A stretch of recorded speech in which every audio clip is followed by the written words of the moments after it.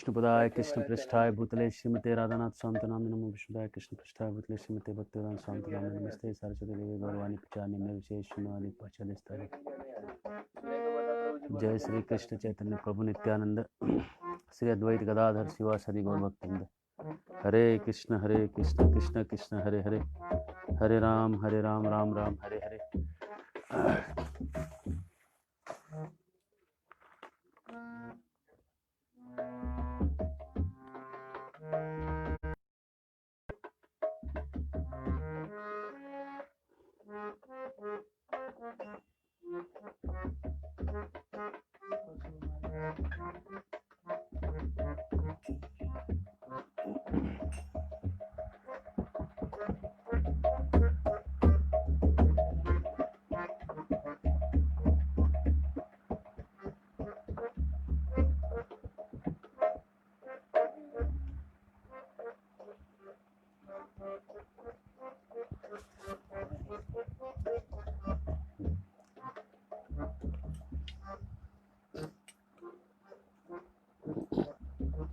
रघुपति राघव राजा राम, पतित पावन सीताराम।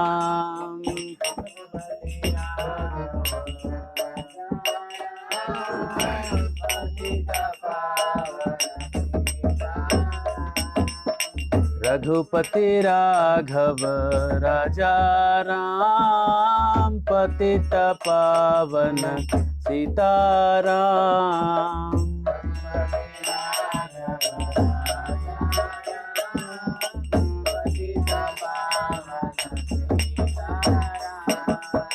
रघुपति राघव राजा राम, पतित पावन सीताराम।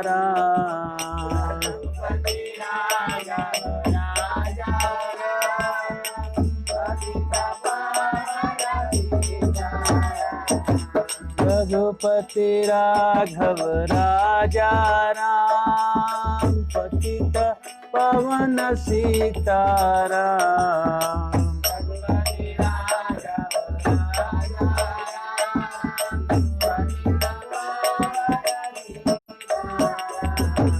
हरे कृष्णा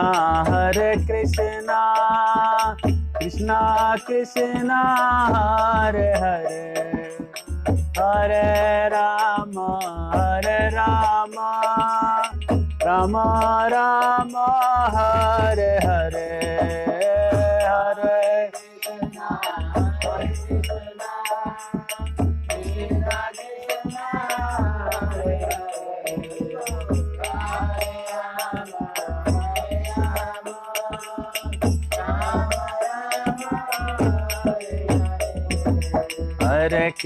हरे कृष्णा कृष्णा कृष्णा हरे हरे, हरे राम राम राम हरे हरे।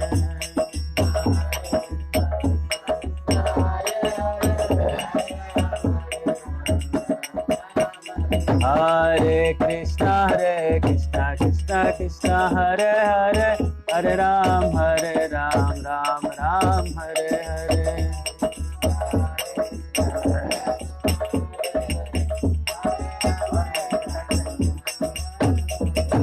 हरे कृष्णा कृष्णा कृष्णा हरे हरे, हरे राम राम राम हरे हरे।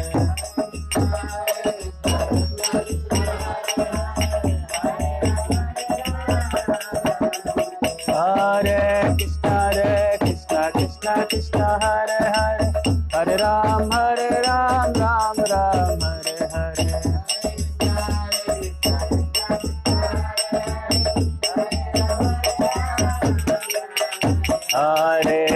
हरे कृष्णा कृष्णा कृष्णा हरे हरे, हरे राम राम राम हरे हरे।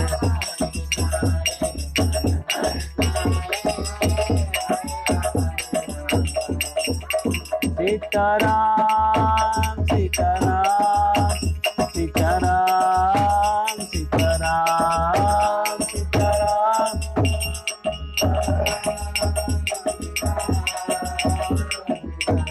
सीताराम सीताराम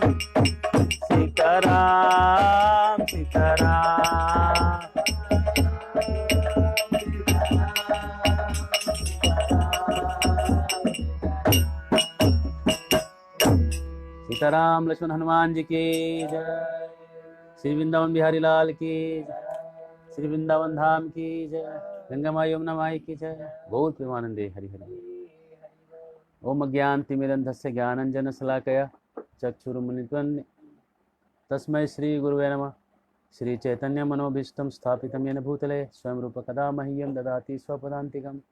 वन्देऽहं श्रीगुरो श्रीयुतपदकमलं श्रीगुरून् वैष्णवांश्च श्रीरूपं साग्रजातं सगन रघुनाथान्वितं तं सजीवं सावद्वैतं सावधूतं परिजनसहितं कृष्ण चैतन्य देवं श्री राधा कृष्ण पादान् सगन ललिता श्री विशाखान्वितांश्च नमो विष्णुपदाय कृष्ण पृष्ठाय भूतले श्रीमते भक्ति वेदांत स्वामिनिति नाम्ने नमस्ते सारस्वती देवे गौरवाणी प्रचारिणे निर्विशेष शून्यवादी पाश्चात्यस्तारिणे श्री कृष्ण चैतन्य प्रभु नित्यानंद श्री अद्वैत गदाधर शिवासादि गौर भक्त वृंद हरे कृष्ण कृष्ण कृष्ण हरे हरे हरे राम राम राम हरे हरे। तो आज हम सभी दर्शकों का श्रोतागणों का हार्दिक स्वागत करते हैं। हम एक सीरीज ले रहे हैं सारे शास्त्रों को, अलग अलग धर्मों के शास्त्रों को देख रहे थे और देख रहे थे कि कैसे अलग अलग शास्त्रों से अलग अलग शास्त्रों के भगवान भी कृष्ण, ये देख रहे थे। इस सिलसिले में आज जारी होगा कि समय जो निर्धारित किया जाता है उस समय में कैसे सनातन धर्म में जो समय दिया है वो कैसे एक्यूरेट है और बाकी जगह जो समय दिया है वो बहुत वेग है। बहुत वेग का मतलब बहुत धुंधला है, इतना साफ स्पष्ट नहीं है चित्र कि समय को कैसे दर्शाया जाता है। तो ये अल इंसान है कुरान से, इसमें लिखा है, मैं एज इट इज़ पढ़ूंगा। उसमें इसका मतलब होता है द टाइम, समय के बारे में कुरान में क्या लिखा है तो सुनिए। Has there not been over man a long period of time when he was nothing 5830। फिर 5831 कहता है नॉट इवन मेंशन्ड। फिर 5832 verily we created man from a drop of mingled sperm in order to try him, so we gave him of hearing and sight। कह रहा है basically, इसका सार 2 line में ये है कि तेरे पैदा होने के पहले भी दुनिया थी और तू जो पैदा हुआ है तेरे पैदा होने के बाद भी दुनिया रहेगी। ये है समय का डिस्क्रिप्शन कुरान में। बाइबल में ऐसा ही कुछ है, इसी तरह का डिस्क्रिप्शन है बाइबल में कि गॉड ने कहा लाइट हो गया, गॉड ने कहा ज़मीन हो गया। मतलब ज़मीन पहले नहीं थी, गॉड पहले थे, लाइट और लैंड है बाद में आया। ये समय का डिस्क्रिप्शन है। और थोड़ा और समय का डिस्क्रिप्शन है कि नूह कितने साल रहा, अब्राहम कितने साल रहा, सब जोड़ेंगे समय का डिस्क्रिप्शन बाइबल का तो 5000 साल के आसपास आता है। टोटल 5000 साल का उनका हिस्ट्री है। इसके आगे का पीछे का समय का हिस्ट्री उनको पता नहीं। और समय को कैलकुलेट करने के लिए, गणना करने के लिए बाइबल में और कुरान में कोई पद्धति वर्णित नहीं है। अगर किन्हीं महाशय को ये सुन रहे हैं और उनको कहीं मिले तो आप जरूर बताइए, लेकिन दृष्टि में आंखों से कहीं दिखता नहीं और हमने कानों से कहीं सुना नहीं, कहीं इन पुस्तकों में कहीं मिला नहीं। और अन्य किसी भी धर्मशास्त्र में समय की गणना करने की पद्धति न चाइना में मिला, न चाइनीज शास्त्रों में मिला, न यूरोपियन शास्त्रों में मिला, न टोरा में मिला। बहुत जगह हमने रिसर्च किया, कहीं भी मिला नहीं। केवल इतना ही लगा कि तुम्हारे आने के पहले दुनिया थी, तुम अभी हो और आगे दुनिया होगी, इसको समय कहते हैं। अब चलते हैं श्रीमद् भागवतम के अंदर प्रवेश करते हैं। ओम नमो भगवते वासुदेवाय। भगवत वासुदेव के सीधे प्रवेश, उनके शरण में हम कुछ लेते हैं। इसके पहले हम उसमें प्रवेश लें, हमारे पास जो है थोड़ा सा और हम बताते हैं। ये तो हमने शास्त्रों से बता दिया।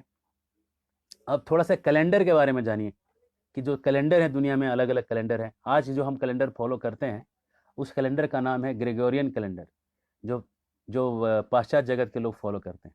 उसमें Sunday, Monday, Tuesday, Wednesday, Thursday, Friday, Saturday, Sunday, ये 7 दिन जो होते हैं ग्रेगोरियन कैलेंडर के। और इसमें 30-30 दिन का महीना होता है, कभी 31 दिन का महीना होता है, कभी 30 दिन का, कभी 28 दिन का, कभी 29 दिन का। कोई हिसाब नहीं कि क्यों होते हैं, कम और अधिक क्यों होते हैं। फरवरी 28 दिन का क्यों है, आपने कभी सवाल किया कि फरवरी 28 दिन का क्यों होता है? किसी ने आप में से सवाल किया है इसको कि क्यों होता है? फरवरी 28 दिन का क्यों है? फरवरी में 30 दिन क्यों नहीं है? तो सुनिए, थोड़ा सा हिस्ट्री जानिए। 2 मिनट इसमें हिस्ट्री में जाऊंगा, फिर मैं अपने सनातन धर्म के कैलेंडर पर उतरूंगा। हिस्ट्री ऐसा है कि पहले जो कैलेंडर था, जो पाश्चात्य जगत में, वेस्टर्न वर्ल्ड में जो पुराना कैलेंडर था, ग्रीक और रोमन का जो कैलेंडर था, तो ग्रीक और रोमन को फ्रैक्शन करने की आदत नहीं थी। जो बटा होता है ना हिंदी में, 5/3, 5/4, तो उसका जो रिजल्ट निकलेगा 1 पॉइंट समथिंग समथिंग, ये करने का गणित इनके पास था नहीं, ग्रीक और रोमन्स के पास।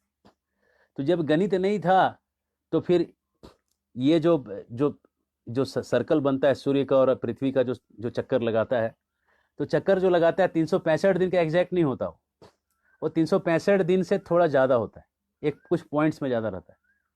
तो वो पॉइंट्स जो ज़्यादा रहता है इनके कैलकुलेशन में कहीं बैठता ही नहीं था ये पॉइंट्स, क्योंकि पॉइंट्स का कैलकुलेशन इनको आता नहीं था, दशमलव वाला कैलकुलेशन इनको आता नहीं था। तो आता नहीं था, तो इनके कैलेंडर जो बना, ईस्टर का जो डेट निकाला इन लोगों ने, वो 100 साल में एक दिन पीछे खिसकता था। एक दिन का एरर 100 साल में देता था, है ना। तो 1 से 100 साल में अगर ईस्टर का डेट निकालेंगे तो इनका एक दिन पीछे चला गया, ओरिजिनल डेट इनका बचा ही नहीं उस कैलेंडर से। तो इनका जो कैलेंडर है, पाश्चात्य जगत का जो कैलेंडर है, ये कैलेंडर का जो गणना है बड़ा कमजोर गणना है, गलत गणना है। कमजोर नहीं बोला जाए, गलत गणना है। कमजोर थोड़ी होता है, कमजोर को भी कुछ मार्क्स मिलते हैं, इसको कोई मार्क्स नहीं मिलेगा इनके कैलेंडर को। तो ये जो गणना है, तो जूलियस सीजर जो था, उसने इजिप्ट के कैलेंडर को लिया और उसने उसके महीनों को लेके अपना एक महीना जो है उसमें जुलाई महीना डाल दिया और बोला मेरे महीने में 31 दिन का महीना होगा, 30 का नहीं, क्योंकि हम जूलियस सीजर हैं भाई, हम राजा हैं, हमारा महीना एक दिन ज़्यादा होना चाहिए। तो उसने क्या किया, कहाँ से काटेंगे, फरवरी से एक दिन काट के अपने महीने में घुसा दिया। अब फरवरी हो गया 29 दिन का और जुलाई हो गया 31 दिन का। अब वो तो ठीक है, लेकिन ये कैलेंडर जो था, ये कैलेंडर था इनका 450 दिन का कैलेंडर बनाया था इन लोगों ने। ये बड़ा गलत कैलेंडर बनाया था। तो 450 दिन का कैलेंडर था, अब उसको सुधारा गया। तो सुधारा जो ऑगस्टिन था जिसने सुधारा उसको, वो बोला कि जब मैं सुधारा कैलेंडर को, तो कैलेंडर तो मेरे नाम से होना चाहिए और मेरा महीना होना चाहिए, वो एक दिन ज़्यादा होना चाहिए। तो उसने अपने नाम से महीना निकाला अगस्त, और उसने भी फरवरी से एक दिन काट लिया और अगस्त को भी 31 दिन का कर दिया। बेचारा फरवरी, 2 लोगों ने उसके दिन काट लिए। अब बन गया वो भी 31 दिन का, ये भी 31 दिन का। ठीक है, चलो दोनों 31 दिन के बन गए। अब ये हुआ कैसे? ये करेक्शंस कहाँ से लाए इन लोगों ने, करेक्ट कहाँ से किया? तो सुनिए, 1752 में जब भारतीयों से इनका टच हुआ, तब इन लोगों को पता चला कि इनके कैलेंडर में क्या क्या मिस्टेक है। भारतीयों के पास बहुत एग्जैक्ट कैलेंडर था। कैलेंडर का क्या यूज था, सो सुनिए पहले। कैलेंडर का यूज होता है बरसात का समय निकालने के लिए, क्योंकि पूरा जो है कृषि आधारित चीज होती है ना, तो कौन से नक्षत्र में पानी पड़ेगा, कब कब पानी पड़ेगा, कब गर्मी रहेगा, ये सब कैलेंडर से निकालना होता है। कैलेंडर के अनुसार अगर अक्षय तृतीया को आप बीज रोपेंगे तो आपका सबसे ज्यादा फसल होगा। लेकिन आप अंग्रेज कैलेंडर को फॉलो करने लगे और अंग्रेजों के अनुसार से आप जून मानसून आने का राह देखने लगे, और मानसून आने के बाद जब आप खेती करते हैं, खेती डूब जाता है। शास्त्र के अनुसार अक्षय तृतीया के दिन बीज रोपना चाहिए, क्योंकि अक्षय तृतीया को कोई डाल दीजिएगा तो अक्षय, उसका क्षय नहीं होगा। समझिए बात को। और उसको वैदिक प्रथा को आप लोग छोड़ दिया। अगर अक्षय तृतीया को अगर धान का चावल अगर डाल देंगे, ये शास्त्र है, तो अक्षय तृतीया होके 1 महीना हो गया। और अभी देखिए बारिश तो फर्स्ट क्लास चल रहा है। इतने दिन में जब उसका आता था, तो उसको जो धान का जो बीज से जो धान निकलता है, छोटा छोटा जो धान होता है, उसके लिए ज्यादा पानी नहीं लगता, उसको थोड़ा ही पानी लगता है।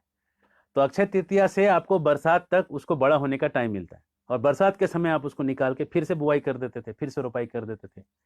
तो पूरा का पूरा आपका 2 महीने में, 2.5 महीने में पूरा चावल आ जाता था, या जो भी आना था आ जाता था। अब ये हमने अंग्रेजों की दुम पकड़ ली। अंग्रेज तो चले गए, दुम छोड़ गए, और दुम जो हमने पकड़ लिया, तो हमने भी उनके जैसे खेती करना सीखा कि मानसून जब आएगा तब करना। हमने अपना कैलेंडर छोड़ दिया, जो शास्त्रों से कैलेंडर वो छोड़ दिया, तो उनके कैलेंडर से फॉलो करने लगे। नुकसान ही नुकसान देखिए हो रहा है।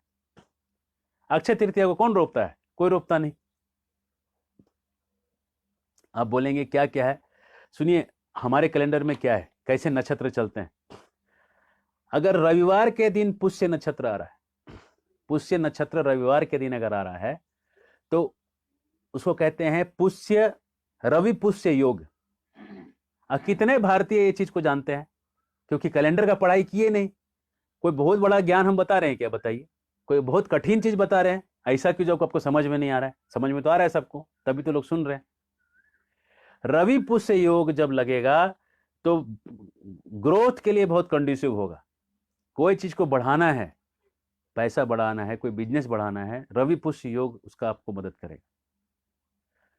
आपको पता है अगर आपको घर तोड़ना है तो कौन से दिन तोड़ना चाहिए, पुराना घर अगर तोड़ना है तो कौन से दिन तोड़ना है, उसके लिए है भरनी नक्षत्र। भरनी नक्षत्र को ही तोड़िएगा तो आपको उसमें लाभ होगा, तोड़ने में भी लाभ होगा। तोड़ने का दिन पता होना चाहिए कब तोड़ना है। आपको पता है कि अगर क्रूर है, किसी की ठोकाई पिटाई करनी है, क्रूर नक्षत्र कौन सा है, कृतिका है, ये क्रूर नक्षत्र है। पता है आपको स्वाति नक्षत्र में क्या होता है, स्वाति नक्षत्र में जब बारिश आती है और अगर उसको घोंगा स्नेल जो ऑयस्टर होता है उसमें अगर वो पानी पड़ गया स्वाति नक्षत्र का तो मोती बनता है। ये मोती बनाने वालों को भी पता है, मोती बनाने वालों को भी पता है कि जब तक स्वाति का पानी नहीं गिरेगा तब तक, तो स्वाति का पानी जब है इसका मतलब आपको पहले नक्षत्र पता होना चाहिए, और ये अंग्रेजों के कैलेंडर में कहीं है नहीं। उनको ये चीजों का फाइन जानकारी था नहीं कि नक्षत्र क्या होते हैं, तो उसके बारे में हम डिटेल बताएंगे, कल बताएंगे आपको थोड़ा और। सांप में अगर स्वाति का पानी पड़ जाए तो सांप नागमणि बना लेगा। हाथी में अगर स्वाति का पानी चला जाए, प्रवेश कर जाए, तो हाथी के सर पे मणि बन जाएगा। ये स्वाति नक्षत्र का शक्ति। जन्माष्टमी जो होता है वो भगवान ने रोहिणी नक्षत्र में जन्म लिया था। देखिए अष्टमी के रोहिणी नक्षत्र को भगवान ने जन्म लिया था। और हम लोग जो जन्माष्टमी मनाते हैं तो बहुत सारे रोहिणी नक्षत्र में तो हम लोग मनाते ही नहीं है ना। हरि भक्ति विलास सनातन गोस्वामी लिखते हैं कि अष्टमी में जब रोहिणी नक्षत्र पड़ता है वो जन्माष्टमी के 1 महीना बाद आएगा, तो तब मनाना चाहिए। खैर तो ये जो है नक्षत्रों का वर्णन है कि नक्षत्र कैसे आपको मदद कर सकते हैं और यही नक्षत्र कैसे आपको बिगाड़ भी सकते हैं। आपको सही नक्षत्र का पता होना चाहिए। अगर आपको नक्षत्र पता है तभी जाके आप, और कैलेंडर का आपको पूरा पता है तभी जाके आप खेती अच्छा कर सकते हैं। तभी जाके आप समुद्र में खेती का जो माल है या जो भी प्रोड्यूस हुआ है, आपको कपड़ा निकला, आपका चावल निकला, गन्ना निकला, गुड़ निकला, मसाले निकले, ये सबको लोग विदेशों में जाके सेल करते थे। तो विदेशों में जब सेल मतलब बेचते थे, तो जब बेचने के लिए जाते थे समुद्री रास्ते से सेल करते हुए, जब नाव को खेते हुए जाते थे, जहाजों को खेते हुए, तो नक्षत्रों का ज्ञान और जगह का ज्ञान होने के लिए फिर से कैलेंडर का जरूरत पड़ता था। अगर आपको ज्योतिष का जानना है, ज्योतिष का मतलब खाली भविष्य बताना नहीं, भविष्य बताना उसका छोटा सा पार्ट है। ज्योतिष का मतलब है ये बताएगा कि आप अभी कहाँ हो धरती पे और आप किधर जा रहे हो, आपका लॉन्गिट्यूड, लैटिट्यूड, अक्षांश और देशांतर आपका कितना है, कितने अक्षांश पे, कितने देशांतर पे, कितने लॉन्गिट्यूड पे, कितने लैटिट्यूड पे आप चल रहे हो। अगर आपको पता नहीं है तो आपकी नाव डूब जाएगी। अगर आप गलत जगह, गलत लॉन्गिट्यूड लैटिट्यूड पे घुमाओगे नाव को, आपकी नाव अंदर चले जाएगी पानी में, और कोई मरना थोड़ी चाहेगा। तो जब मरना नहीं चाहेंगे इसका मतलब है कि नाव से खेने के लिए आपको ये कैलेंडर का ज्ञान होना चाहिए था। इसलिए पुराने जमाने में भारतीय लोगों की ही नाव जाती थी, उनकी नाव इधर आती नहीं थी, क्योंकि उनको नाव चलाना नहीं आता था। उन्होंने नाव चलाना सीखा। वास्को ड गामा जब भारत खोजने आए थे, वास्को ड गामा के पास सेलर अच्छा नहीं था, नेविगेटर नहीं था कोई। उसने लिखा है, खुद लिखा है कि उसके पास कनक नाम का एक नेविगेटर था जिसको काना काना काना काना करके बुलाता था। वो कनक नाम का नेविगेटर उसको नेविगेट करके इंडिया लेके आया था, उसको रास्ता बताते हुए लेके आया था पानी से। उसको ये भी नहीं मालूम था कि पानी से चलाते कैसे। तो इसका मतलब है कि भारतीयों के पास जो ज्योतिष शास्त्र था वो काफी एडवांस था। ये लोगों को 1752 के बाद इनको पता चला कि भारत के पास नाव चलाने का विद्या भी है। और ये विद्या कुछ नहीं है, ज्योतिष है। ये ज्योतिष है जो बताता है कौन से समय में क्या चीज करना होता है। क्या आपको मालूम है रामायण में भगवान राम कब लड़ने गए थे, कौन से समय में लड़ने के लिए निकले थे रावण के पास? अगर किन्हीं को मालूम है तो आप मैसेज में लिखिए, कौन से मुहूर्त को उन्होंने चुना था। भगवान राम कौन से मुहूर्त को चुन के रावण को लड़ने गए थे? आप बोलेंगे वो तो परम भगवान थे, वो कभी भी निकलते जीत जाते। बराबर है, वो भगवान कभी भी निकलते जीत जाते, लेकिन भगवान ने फिर भी एक मुहूर्त चुना है। एक मिनट में देखता हूं कोई उत्तर आ रहा है क्या इसका। अभी तक कोई नहीं आया, तो चलिए हम बोल ही देते हैं फिर, कोई उत्तर नहीं आया तो।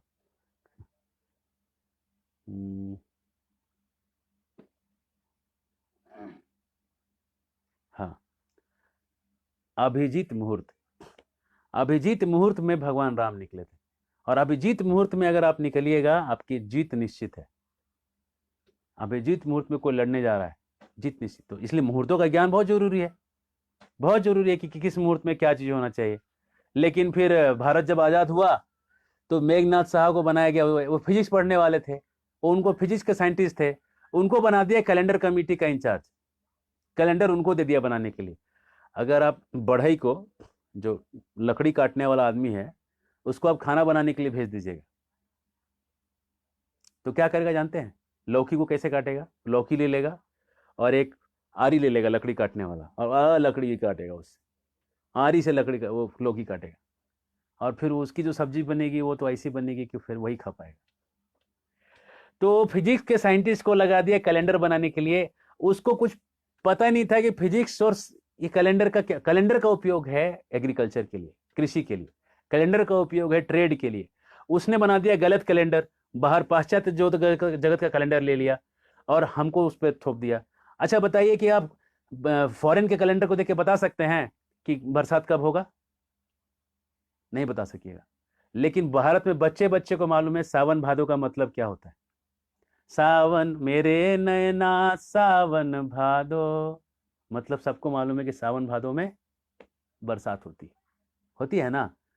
सावन भादो का मतलब बच्चे बच्चे को मालूम है कि बरसात का महीना है। जेठ का महीना गर्मी का है, बच्चे बच्चे को मालूम है। तो महीनों का जो पूस का महीना ठंड का महीना है, सबको मालूम है ना। तो समय जो बनता है ये चंद्रमा के अनुसार ये सब चीजें बनती है।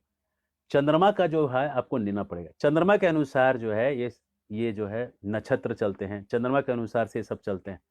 चंद्रमा की जो चंद्रमा जो है वो 28 जगह पे 28 नक्षत्रों पे घूमते रहते हैं एक एक दिन। तो वो नक्षत्रों का आपको ज्ञान होना चाहिए चंद्रमा के हिसाब से।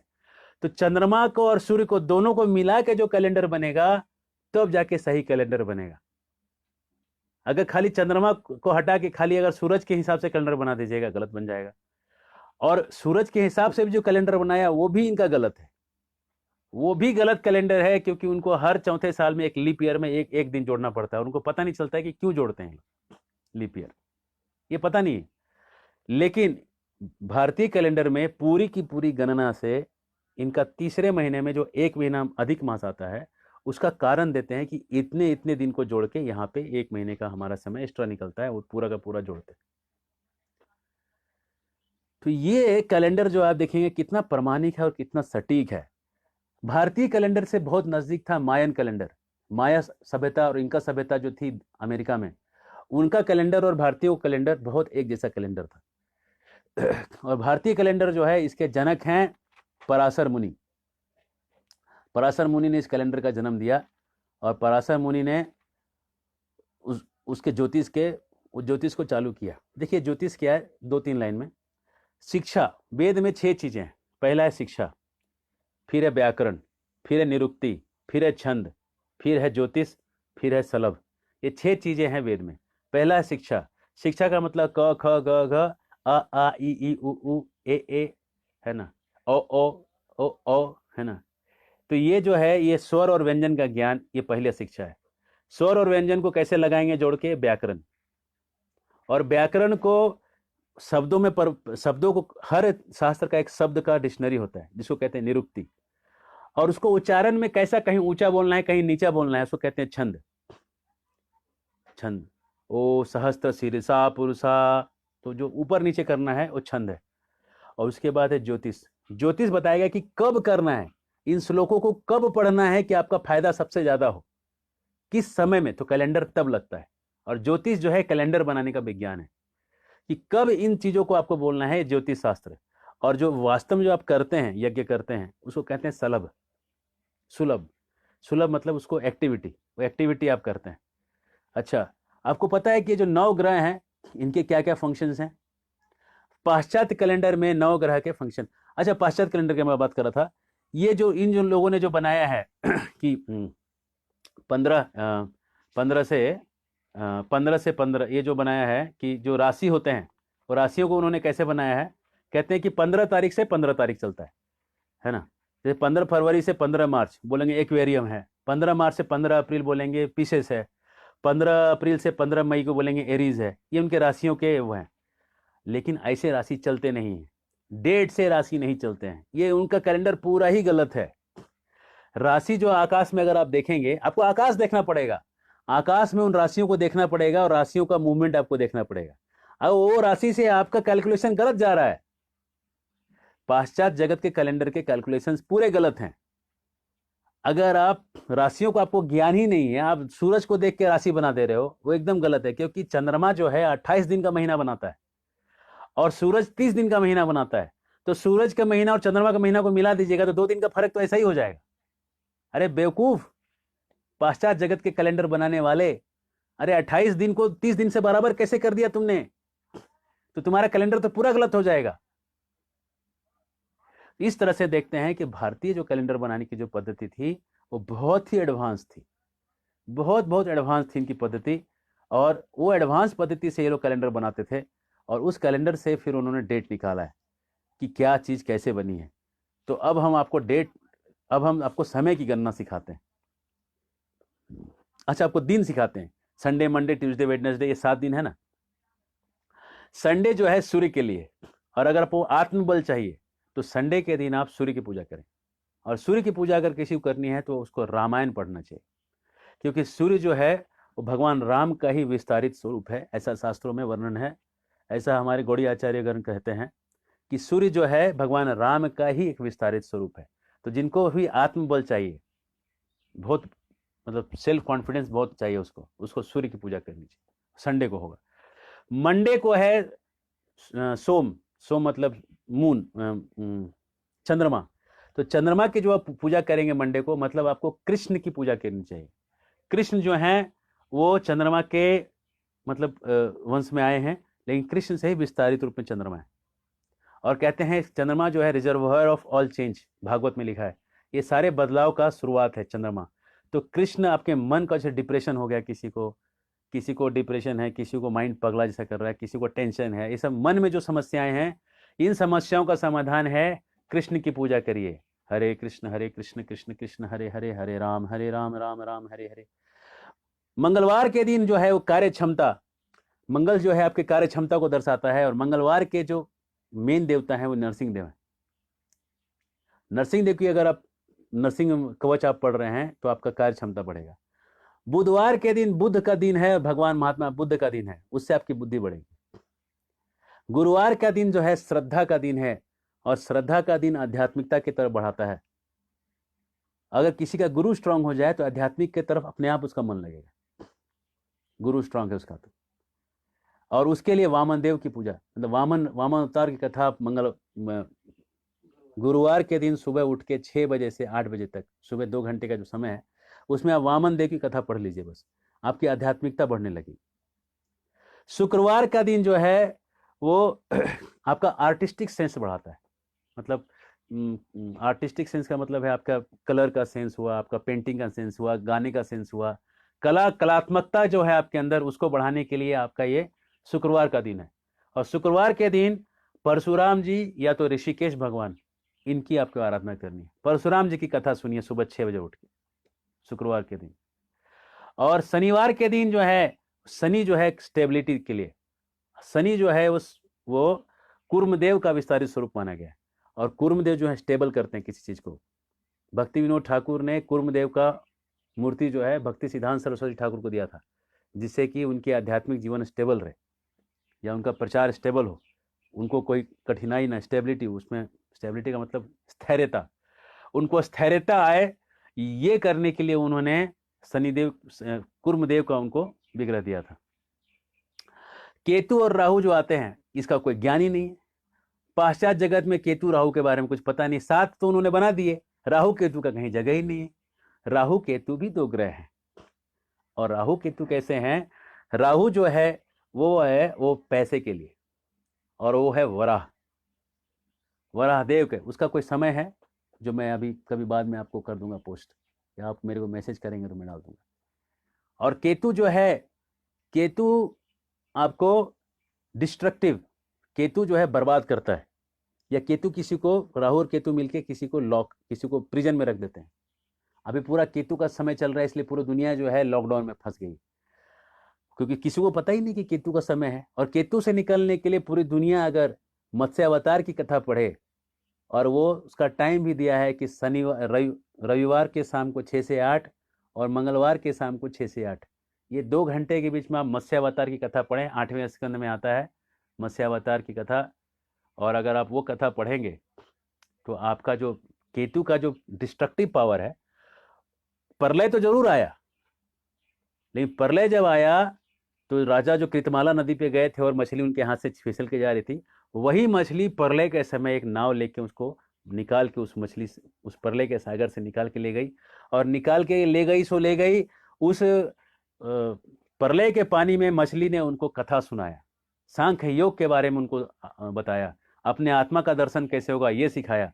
और ये सिखा के प्रलय के पानी से निकाल के उनको जब बाहर लाया, तो अगला जो मनु का टाइम चालू हुआ, वो राजा जो थे, वही राजा अभी श्राद्धदेव के नाम से वैवस्वत मनु के रूप से आज मनु बन चुके हैं। तो देखिए, मत्स्यावतार की कथा सुनने का ये लाभ है, सुनने से केवल पाप कट जाते हैं, और अगर आप सुना देंगे तो और आपको लाभ मिल जाएगा, आप भगवत धाम ही चले जाएंगे, तो ये मोक्ष मिल जाएगा आपको। प्रलय में भी आपको मोक्ष मिल सकता है। मत्स्यावतार की कथा पढ़िए। तो अभी जिनको भी कोरोना के लॉकडाउन से फायदा करना है, रविवार के दिन शाम के 6 से 8, मंगलवार के दिन शाम के 6 से 8 8वां स्कंद उठाइए और पूरा मत्स्यावतार की कथा को पढ़िए, फायदा करेगा। You will get the benefit, आपको तुरंत दिखेगा। आप करके देखिए, आपको तुरंत बेनिफिट दिख जाएगा, किसी और को बोलने की जरूरत ही नहीं है। अब ये ज्ञान अंग्रेजों को कहीं था ही नहीं कि अलग अलग ग्रह के अलग अलग स्वामी हैं और उनके अलग अलग एंगल से उनके फायदे और उनके नुकसान है ना। अब हम थोड़ा समय के बारे में और बताते हैं आपको, क्योंकि समय के ऊपर से हमने डिस्कशन चालू किया है। भागवत में समय का क्या वर्णन है, सुनिए। जो सबसे छोटा जो पार्टिकल है, जिसको खंड नहीं किया जा सकता है, उसको एटम कहते हैं। एटम, उसको अणु कहते हैं। अणु, और अणु जब 2 अणु जुड़ता है, धन कमाने के लिए क्या करें? मैंने बता दिया आपको, धन कमाने के लिए आप जो है, धन को अगर आपको कृष्ण की सेवा में लगाना है तो आप वराह देव की जो है कथा सुने, वराह देव की कथा को आप पढ़ें और सुनाएं लोगों को। वराह देव जो हैं धरती के पति हैं, और धरती उनका ही है। और इनफैक्ट जो यज्ञ में जितनी भी सामग्रियां होती है, सब वराह देव के एक्सपेंशन माने जाते हैं। तो अगर आप वराह देव की कथा सुनेंगे तो जरूर बहुत धन प्राप्त होगा। तो अणु जो है, एटम, भागवत में आते हैं वापस। 3रे स्कंद में 11वें अध्याय में इसका विवरण है, टाइम का डिस्क्रिप्शन दिया है, टाइम कैसे बढ़ता है। एक अणु जो है, जिसको तोड़ा, आखिरी चीज है जो तोड़ा नहीं जा सकता, सबसे छोटा पॉइंट, उसको अणु कहते हैं। अणु, 2 अणु जब मिल जाते हैं तो उसको कहते हैं 2 अणु। और 2 अणु जो हैं 3 गुना हो जाते हैं, मतलब 6 अणु जब एक साथ जुड़ जाते हैं तो उसको कहते हैं त्रसरेणु। इसको अंग्रेजी में कहते हैं हेक्स एटम। 6 अणु एक साथ मिल गए, उसको कहते हैं हेक्स एटम। तो 6 अणु का जो साइज जितना बड़ा होता है, उस अणु के साइज को आप देख सकते हैं। जब आप धूप में खिड़की से जब लाइट आता है ना अंदर, उस लाइट में कुछ पार्टिकल्स उड़ते हुए देखते हैं आपको, छोटे छोटे दाने दाने जो ऊपर की तरफ जाते रहते हैं, वो आपका त्रस रेणु है, जो हेक्स एटम है। उस हेक्स एटम, वो जो त्रस रेणु जो घूम रहा है, उसमें से प्रकाश को पार होने में जो समय लगता है, उसको कहते हैं त्रुटि। उसको कहते हैं वेद, उसको कहते हैं वेद। और वेद जो है, वो वेद, जब 3 वेद को हम जोड़ते हैं तो बनता है लव। 3 लव को जोड़ने से बनता है 1 निमेष। 3 निमेष को जोड़ने से बनता है 1 क्षण, और 5 क्षण को जोड़ने से बनता है 1 काष्ठ, और 15 काष्ठ को जोड़ने से बनता है 1 लघु। एक लघु जो है 2 मिनट के बराबर होता है। तो अभी देखिए हम टाइम का कितना पतला कैलकुलेशन करके निकाले। 1 सेकेंड का 1500वां भाग तक कैलकुलेट करके इन्होंने निकाला हुआ था। और उसके बाद 2 मिनट हो गया, और एक दंड में होता है 30 मिनट, और एक प्रहर में होता है 3 घंटा, एक दिन में होता है 12 घंटा, एक रात में भी 12 घंटा, एक पक्ष में 15 दिन होते हैं और दूसरे पक्ष में 15 दिन, 15 दिन जोड़ के बनता है 1 महीना। ऐसे ऐसे 100 साल तक आदमी को जीना चाहिए। जिंदगी है 100 साल की, ऐसा भागवत कह रहा है। अब आप कितना भी जिए आपके ऊपर है, लेकिन जिंदगी जीने के लिए 100 साल है ना। अगर आप ठीक से, प्रभुपा जी कहते हैं खाना पीना और टाइम पे रेगुलेशन में रहें तो 100 साल जी सकते हैं, लेकिन रेगुलेशन नहीं रहेगा तो उतना समय आपका कम हो जाएगा। अब कलयुग जो है ये है 4,32,000 साल का। कलयुग 4,32,000 साल का है। द्वापर युग इसका दुगुना है, मतलब 8,64,000 साल का है। त्रेता युग इसका 3 गुना है और सतयुग इसका 4 गुना है। तो सतयुग, द्वापर युग और कलयुग, चारों युग को जोड़ दीजिएगा तो आपका बन जाएगा एक महायुग युग, और उसका पूरा समय बनेगा 4,32,000 कलयुग का है इंटू 10, 10 गुना, मतलब जाएगा 43,20,000 साल का आपका ये बनेगा महायुग, एक दिव्य युग 43,20,000 साल का। ऐसे ऐसे 1,000 जब दिव्य युग महायुग पार होंगे तो ब्रह्मा जी का 12 घंटा बनेगा। ब्रह्मा जी जिस लोक में रहते हैं वहां का केवल 12 घंटा बनेगा। जैसे जैसे आप ऊपर के लोक में जाएंगे समय जो है उसका स्पीड अलग चलता है। ऊपर के लोगों में समय का जो स्पीड है, चलने का स्पीड है, वो अलग है। हमारे लोक में स्पीड अलग है, देवताओं के लोक में स्पीड अलग है। जितना ऊपर ऊपर जाएंगे टाइम का स्पीड और उसको फास्ट होगा। उनका 1 सेकेंड, ब्रह्मा जी का 1 सेकेंड भी जो होता है ना, यहाँ पे 1 साल से ज्यादा हो जाता है। उनका एक क्षण ब्रह्मा जी का यहाँ पे 1 साल हो जाता है। एक क्षण 1 साल हो जाता है। और नीचे के लोगों में जाएंगे तो यहाँ का जो 1 सेकेंड है वहां पे 1 साल हो जाएगा। जैसे नीचे भी बढ़ेगा ऊपर भी बढ़ेगा। जैसे नीचे जाएंगे तो घटेगा, ऊपर जाएंगे तो बढ़ेगा। तो हम बीच में हैं। इस तरह से समय जो है ऊपर और नीचे अलग अलग स्पीड से चलेगा, अलग अलग स्पीड से चलेगा। अब जो है ये हमने समय का गणना देखा। अब देखिए और एक बहुत अहम बात अब सुनिए, एक बहुत बड़ा डिफरेंस समझिए। मैं एक अंग्रेजों का तो आपने कैलेंडर देख लिया कि अंग्रेजों का कैलेंडर कैसे गलत है, और कुछ भारत के विद्वान लोग हैं जो कि उन अंग्रेजी के कैलेंडर को सही में उन्होंने प्रूव करके अच्छा काम किया है। जैसे एक सीके राजू जी हैं, उन्होंने अंग्रेज के कैलेंडर को गलत करके सिद्ध करके दिखाया है कि वेदों का कैलेंडर जो है अंग्रेजी कैलेंडर से ज़्यादा अच्छा है। उनके यूट्यूब में वीडियोज़ भी हैं, बहुत अच्छा काम किया उन्होंने। लेकिन वो एक जगह फंस गए। उन्होंने वैदिक कैलेंडर को उन्होंने अच्छा बताया जरूर है, लेकिन वो कह रहे हैं कि धरती घूम रही है और सूरज खड़ा है। अगर अब उन्होंने वैदिक कैलेंडर को अपनाया है तो उनको वेदों से देखना पड़ेगा कि धरती घूम रही है, इसका कोई श्लोक दिखाना पड़ेगा। और वेदों में कहीं एक श्लोक नहीं है कि धरती घूम रही है। धरती घूमती नहीं है मित्रों। आपको मैं वेदों से बाद में प्रमाण दूंगा, पहले आप चलिए, आपको मैं साइंस से प्रमाण निकालता हूं। गैलीलियो कहते थे, गैलीलियो ने कहा ना, गैलीलियो के ही पहले सबसे लेते हैं। गैलीलियो ने कहा ना कि धरती के चारों तरफ सूरज घूमती है, सूरज के चारों तरफ धरती घूमता है, गैलीलियो ने कहा था। लेकिन गैलीलियो के पहले कोपरनिकस ने कहा था, और कोपरनिकस को बात को सच करवाने के लिए गैलीलियो पे लोगों ने बंदूक रखा था, मतलब अंडर प्रेशर उनको जान की धमकी दी थी। और धमकी के प्रेशर में आके गैलीलियो ने बोला था कि चलो मैं कहता हूं कि धरती घूमती है सूरज के चारों तरफ। लेकिन गैलीलियो खुद नहीं मानते थे इस चीज को। कैसे, सो सुनिए, गैलीलियो ने खुद एक तर्क दिया है। समझ लीजिए कि बीच में सूरज है और धरती उसके चारों तरफ घूम रही है। तो समझ लीजिए कि अगर धरती यहाँ पे है आपके तरफ, यहाँ सूरज है मेरा, और ये जो उंगली है ये समझ लीजिए धरती है। तो अगर आप धरती पे खड़े हैं, चाहे आप कहीं भी खड़े हो धरती पे, और आपके सामने सूरज है, तो आपको केवल आपके पीछे के जो स्टार्स हैं वो दिखेंगे। आपके पीछे वाले जो स्टार हैं, आपके पीछे जो रात के समय आपको केवल एक साइड का ही स्टार दिखेगा। और फिर जब ये धरती जो घूम के इधर आ जाएगी, पीछे आ जाएगी, तो आपको उस साइड के स्टार दिखेंगे और इस साइड के स्टार नहीं दिखेंगे, क्योंकि यहाँ बीच में सूरज आ गया है, तो सूरज के तरफ तेज है, तो उसके पीछे के स्टार्स आपको कैसे दिखेंगे? वहां जब रात होगा तो आपको एक साइड का स्टार दिखेगा, गैलीलियो तर्क देता है। लेकिन रात में हम देखते हैं कि हर दिन आपको सारे स्टार्स दिखते हैं, सारे स्टार्स आपको हर दिन दिखते हैं, तो गैलीलियो बोलते हैं इसलिए धरती घूम नहीं रही है। सीधा सा तर्क देते हैं कि धरती नहीं घूमती। और सुनिए, और तर्क सुनिए, धरती नहीं घूम रही है इसका। तर्क से देखते हैं कि साइंस से, चलिए साइंस में देख लेते हैं।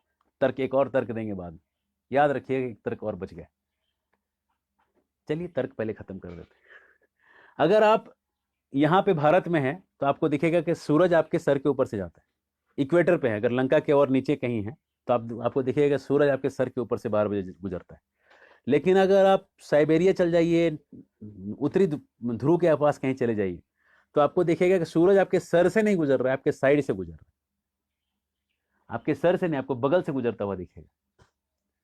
तो अगर धरती घूम रही होती तो हमेशा जो है, धरती अगर घूमती होती तो हमेशा आपका सूरज जो है आपके सर से गुजरता हुआ दिखाई पड़ता, क्योंकि धरती घूम रही है। लेकिन चूंकि धरती नहीं घूम रही है, इसलिए अलग अलग जगह पे अलग अलग एंगल से सूरज घूमता हुआ दिखाई पड़ रहा है। ये तर्क है, आप इसमें समझ के देख लीजिएगा, है ना। और ये मेरा तर्क नहीं है, ये साइंटिस्ट लोगों का ही तर्क है। साइंटिस्ट ही आपस में कंफ्यूज हैं। लेकिन अब हम आपको साइंटिस्ट के ऊपर से और आपको वो दिखाता हूँ। एक मिचेलन मॉर्ले एक्सपेरिमेंट है, MICHELSON, मिचेल्सन मॉर्ले एक्सपेरिमेंट है, जो कहता है कि लाइट को उन्होंने तोड़ के अलग अलग आइनों से तोड़ के लाइट को फिर जोड़ा, और जोड़ के एक एक्सपेरिमेंट किया, इंटरफेरेंस एक्सपेरिमेंट किया, और उन्होंने निकाला कि धरती का स्पीड जो घूमने का है वो 2 किलोमीटर प्रति घंटा है। आज हम बोलते हैं 64,000 किलोमीटर प्रति घंटा की स्पीड से घूमती।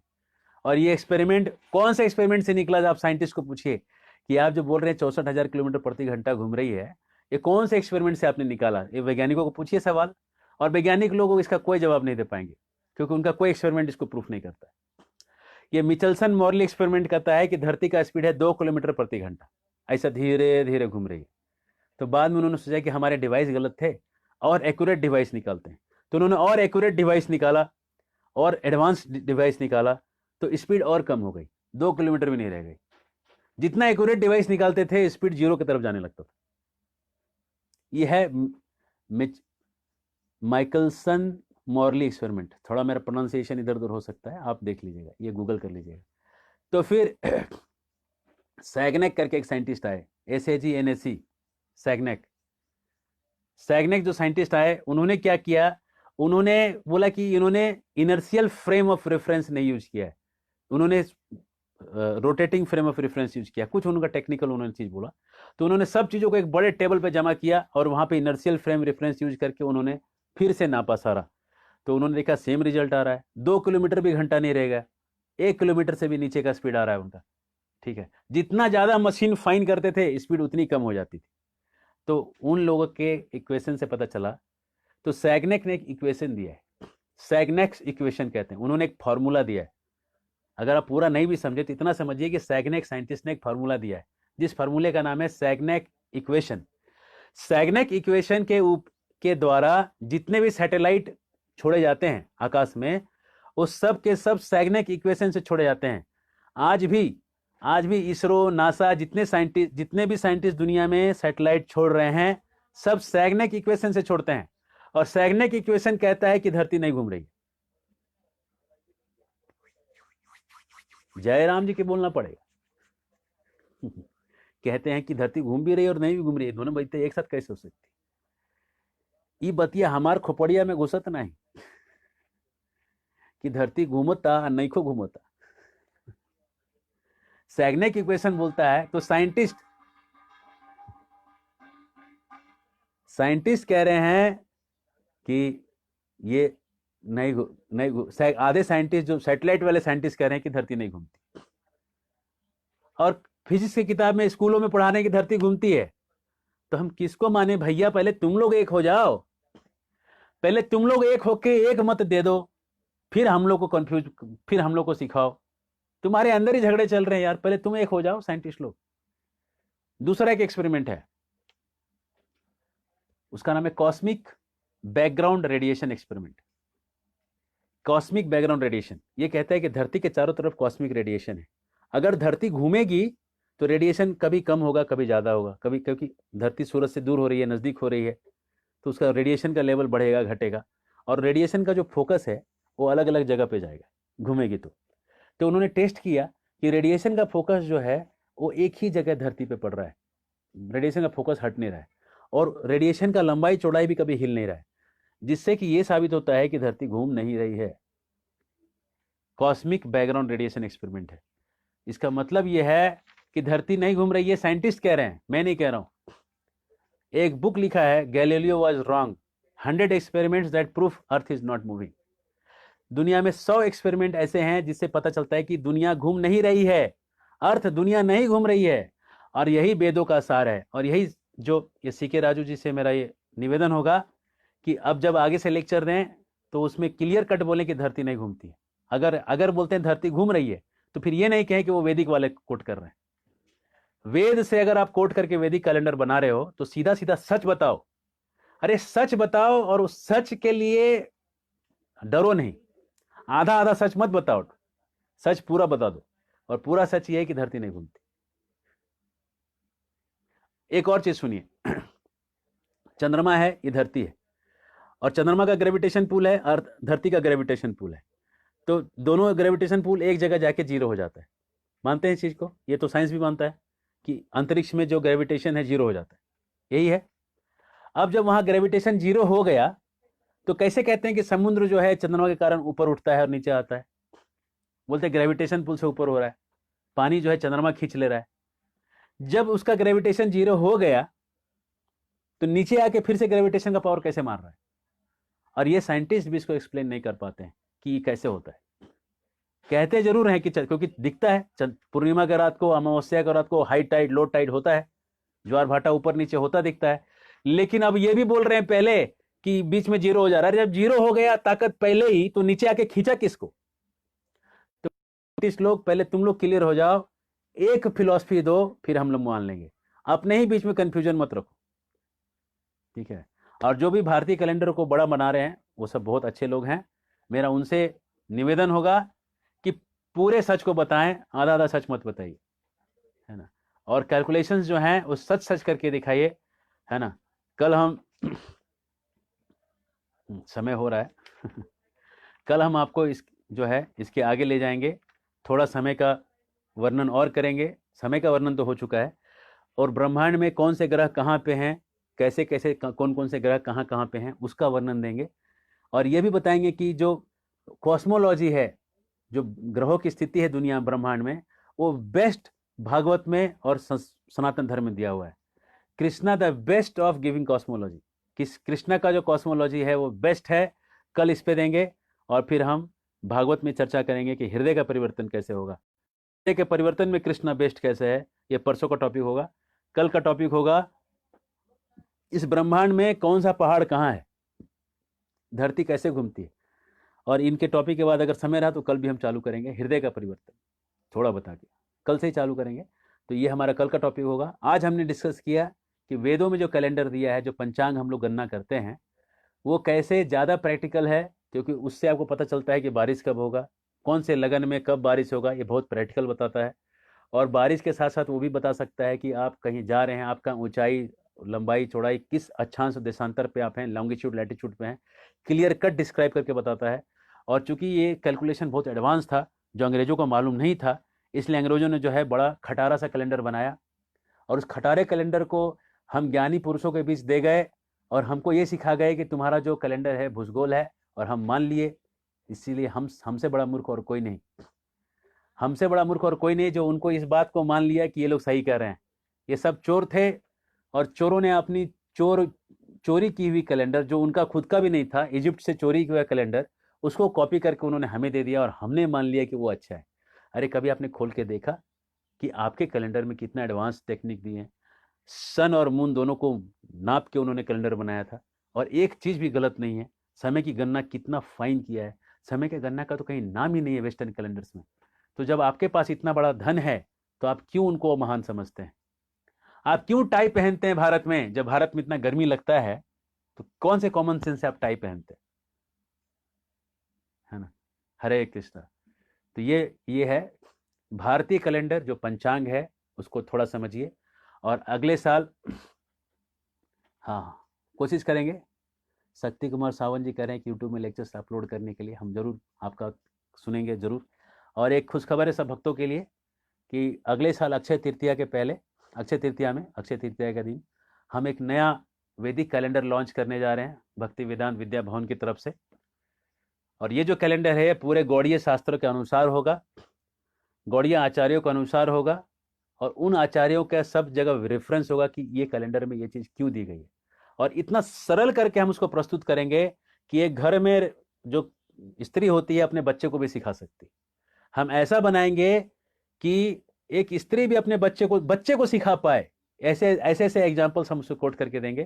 तो ये कैलेंडर हम बनाने जा रहे हैं।